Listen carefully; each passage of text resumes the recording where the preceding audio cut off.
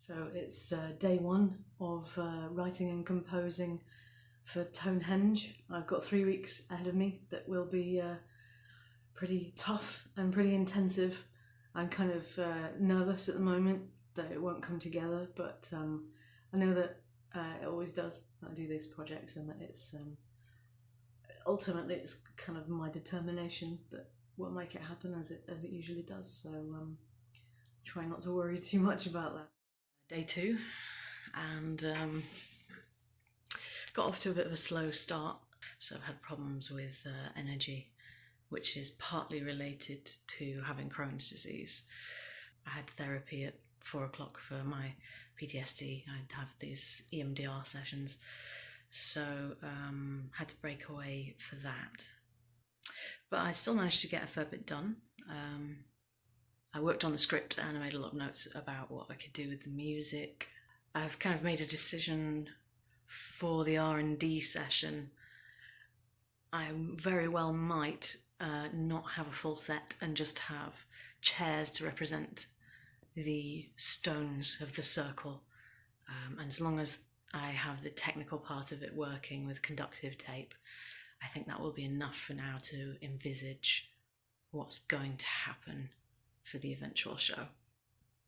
So that should make things a little bit easier, especially as my R&D session week is going to involve moving from room to room, so it will be a little bit more portable that way. And I signed the contract for the performance yesterday, so that was exciting. And making notes, and obviously lots on the computer as well, so getting there slowly, a bit at a time. One thing that I found myself doing yesterday while I was working on the script, which kind of surprised me, was that I really wanted to get into the character and start working out how I would act out the character and how the character would speak. And that's not something I've ever done while writing a script before. And it led to sort of changing, not the kind of structure of the narrative or anything like that, but certainly changing the way she would phrase things, which is a new one for me and quite interesting. It's day 4. I took a day off yesterday, a kind of a self-care day.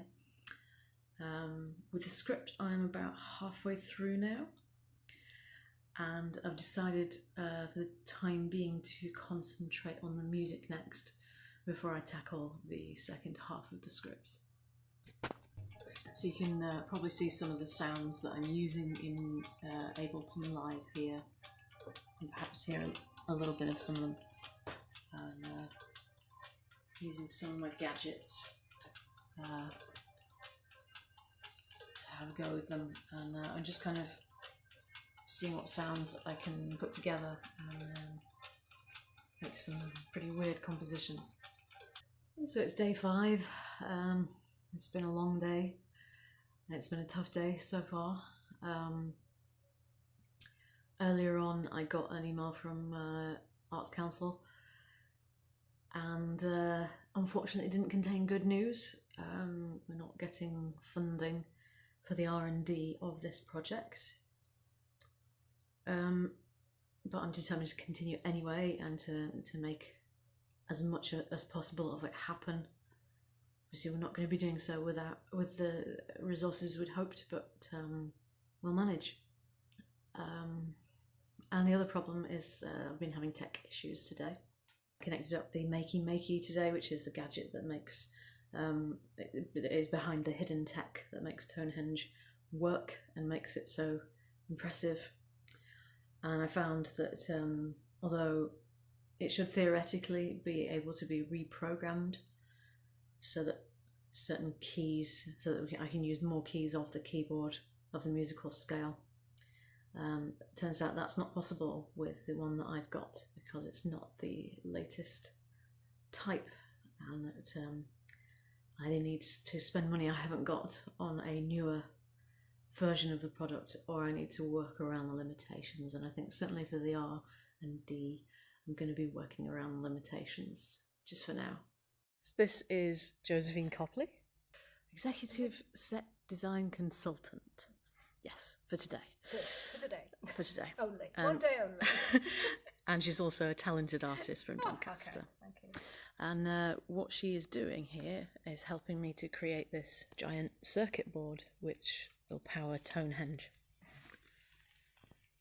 And it's much better than what I did on my own yesterday, which was just sticking the foil, the copper tape, to the ground, because then it would all just have to be pulled up every time it needed to move. So this I can move around with me wherever I need. So, well done, Joe. And we haven't tried it yet, so this is the moment of truth. Oh my goodness. Okay, so I'll try this one. I'm going to start by stepping on the ground, and then when I step on this pad here, it should complete the circuit and we should hear something, hopefully. Oh! Yay! Noise. Wow! Huh. And then let's try and see if we get a note out of the other one. God, it's incredible. So I can go.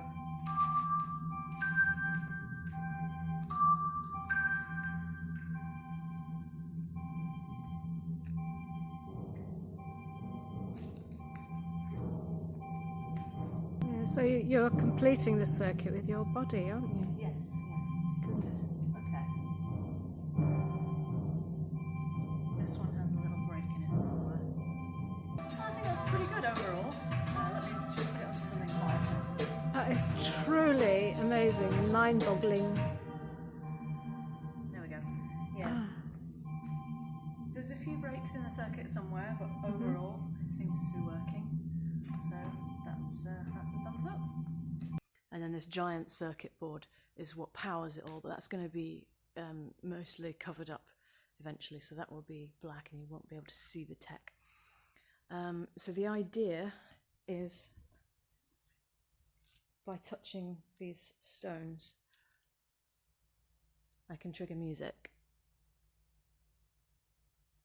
And typically it's not working. So this is Tonehenge, or at least an early version of it. It's a stone circle. It's wired up as a giant circuit board so that it makes music. And you can do this. It'll look better, obviously, when it's finished, but this is the basics of how it works. You touch it, and it triggers a section of music. And then you touch another one. We've got some hums going on there. This next section is a little bit quiet, but it's strings.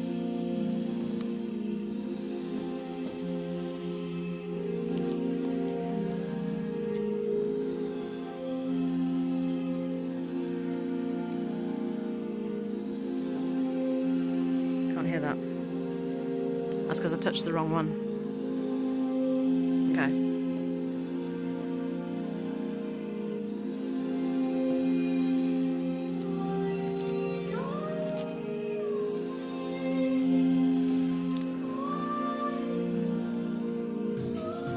Yeah.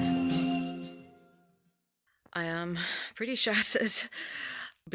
I'm looking forward to having a bit of a sleep at the end of it all, but it's gone pretty well. These are, you can see in the background, my stones. I'll just let you see it fully. I've been trying out some different ideas, and yeah, it's been good. I've really enjoyed it.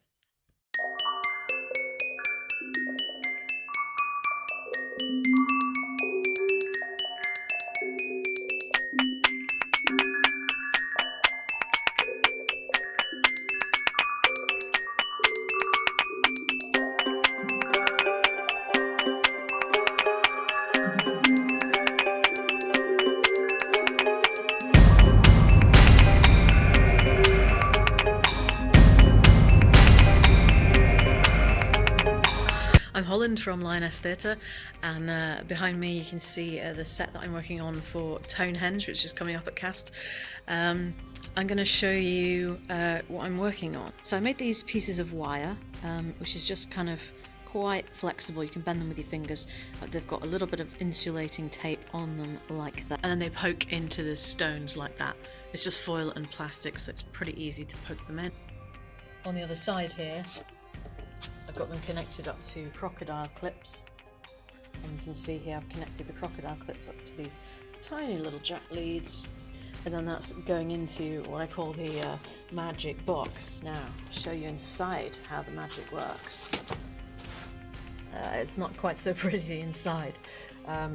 It's just a mess of crocodile clips, and the thing that makes it all work, you can't really see it very well, but it is called a makey.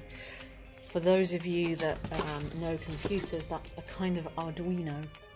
For those of you that don't, it just basically means the stones connect up to a USB cable and they can go into a music program called Ableton Live.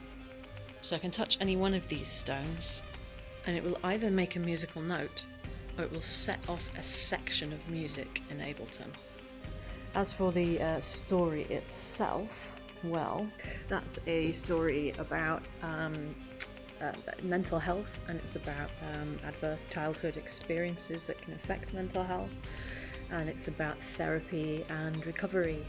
So basically this stone circle is the character's safe place that she creates in her mind during therapy. And it looks pretty cool because it lights up with LEDs, and there's some like theatre lights that rotate and stuff like that. Everyone that sees it, especially with the lights, they kind of come in and go, wow.